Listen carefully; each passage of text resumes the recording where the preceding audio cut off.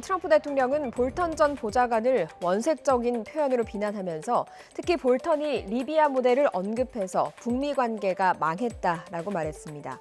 리비아 모델이 뭐길래 김 위원장이 분통을 터뜨리고 북미 협상을 망쳤다는 이야기가 나온 걸까요? 자세히 알아보겠습니다. 비밀리에 핵무기를 만들어서 보유하고 있던 리비아는 테러 지원국으로 지목되고 경제 압박이 이어지자 2003년 12월에 핵포기와 대량 살상무기 폐기를 전격적으로 선언했습니다. 핵을 폐기하고 검증하는 절차를 거친 이후 미국은 리비아를 태원지원국 명단에서 삭제했고요. 경제 제재를 해제했습니다. 말 그대로 선비핵화 후 보상 조치였습니다. 그 후 2011년 튀니지 제스민 민주화혁명의 여파로 리비아에서도 42년 카다피 독재에 반대하는 시위가 벌어졌습니다. 카다피는 물러나지 않고 공군을 동원해서 민간인을 무차별적으로 학살했습니다.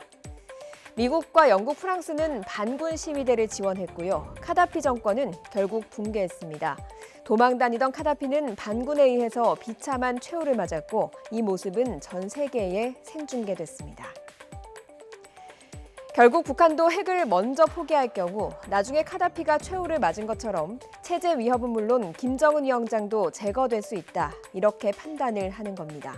문재인 대통령과 남북관계 원로들이 만난 자리에서 참석했던 박지원 전 의원도 문 대통령이 한 말을 언급하면서 볼턴 같은 참모들이 북미 관계에 어려움을 줬다고 했습니다.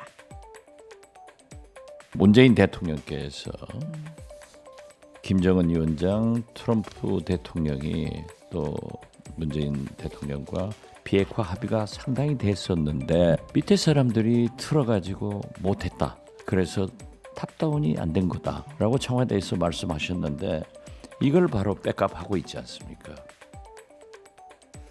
2018년 2월 평창 동계올림픽 이후 남북 정상의 판문점 회동, 또 사상 첫 북미 정상회담을 거치면서 훈풍이 불었던 남북 북미 관계는 2019년 2월 하노이 북미 정상회담이 결렬되면서 점차 얼어붙기 시작했습니다. 그리고 지난해 여름 깜짝 판문점 남북미 정상회담 이후 풀리는가 싶던 북미 관계는 이렇다 할 진전 없이 해를 넘겼고요.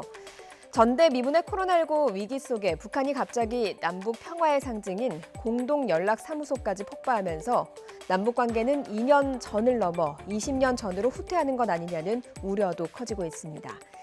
내 탓 공방 속에 악화일로를 걷고 있는 남북 관계와 북미 관계의 새로운 돌파구는 언제쯤 찾을 수 있을까요? 그리고 그 계기는 뭐가 될까요? 결국 정상회담이 남북 북미 관계에 새로운 물꼬를 튼 것처럼 지금 교착 상태를 깰 새로운 돌파구도 역시 남북미 정상의 결단에 달렸다는 분석이 나오고 있습니다.